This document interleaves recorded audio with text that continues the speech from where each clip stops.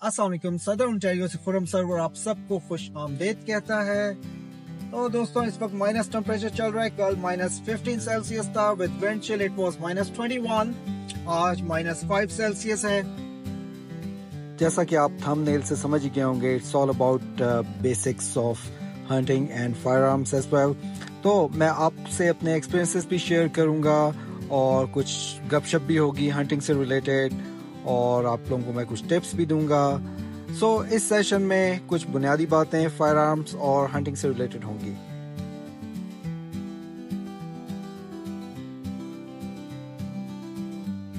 मैं जब रूल्स और रेगुलेशंस की बात करूंगा हंटिंग से रिलेटेड, तो मैं पर्टिकुलरली फोकस करूंगा ओंटारियो पे, जो प्रोविंस है ओंटारियो उस पे, क्योंकि मैं सिर्फ हंटिंग करता हूँ ओंटारियो में।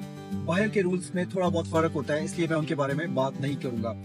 दोस्तों यहाँ बहुत ज्यादा रूल्स और रेगुलेशंस फॉलो किए जाते हैं। जो हंटर्स हैं वो फायर आर्म्स होल्डर भी हैं। हम लोग फायर आर्म्स ओनर्स हैं। We hold the firearms licence which is called PAL। PAL stands for possession and acquisition licence. और ये कौन रखते हैं? जो for example security guards, hunters और जो शूटिंग क्लब ज्वाइन करते हैं। यूजुअली ये लाइसेंस उनके लिए होता है। It's a primary, it's a basic licence.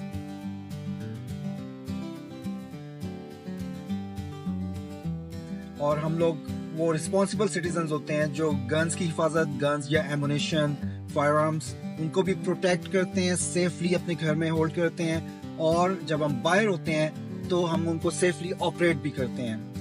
इसलिए आपको हैरत होगी कि आपने कभी नहीं सुना होगा इन डेवलप्ड कंट्रीज में कि कोई बंदा गन साफ कर रहा था और वो चल गई। इसका क्या मतलब है? इतनी बड़ी नेग्लिजेंस कि आपने गन को वापस रखा है घर में और उसके अंदर गोली रह गई है या शेल रह गया उसके अंदर, बुलेट है उसके अंदर, और आपको पता ही नहीं, और आप साफ कर रहे हैं और वो चल गई। That's a criminal negligence. So ऐसा यहाँ नहीं होता। यहाँ तो हम लोग वी मेक श्योर एक बार नहीं, 2 बार नहीं, 3 बार डिस्चार्ज करते हैं और बैरल को अंदर से देखते हैं कि उसमें बुलेट तो नहीं है, चैम्बर में बुलेट तो नहीं है, before we come out of the woods. और आप अपनी रोड में और गाड़ी में भी लोडेड गन नहीं रख सकते। ये भी रेगुलेशन का हिस्सा है, बहुत इंपॉर्टेंट। और कनाडा में डिफरेंट सीजन्स होते हैं शिकार के।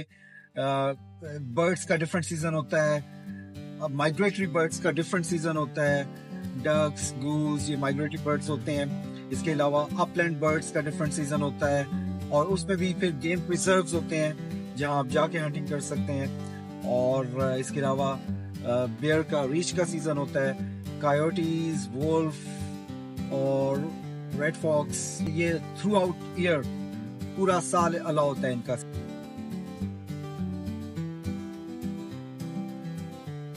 और किस टाइप की गन यूज करनी है ये भी इम्पोर्टेंट है। कौन सी गन किस रीजन में आप यूज कर सकते हैं और किस रीजन में आप यूज नहीं कर सकते, ये भी एक रिस्ट्रिक्शन है।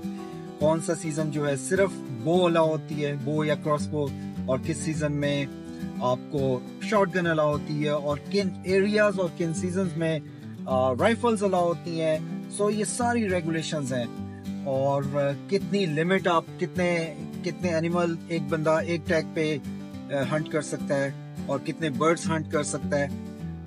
इसकी सारी डिटेल्स हैं। ये पूरा कोर्स पढ़ाया जाता है। सबसे पहले आप फायर आर्म्स का लाइसेंस अप्लाई करते हैं, उसका कोर्स होता है। You must attend 1 or 2 days whole day classes. आपको क्लासेस अटेंड करनी होती हैं, फिर वहाँ आप क्वालिफाई करते हैं। 80% इज द क्वालिफिकेशन स्टैंडर्ड, यानी आपको थ्योरी में, प्रैक्टिकल में सब कुछ मिला के 80% क्वालिफाइंग मार्क्स लेने होते हैं।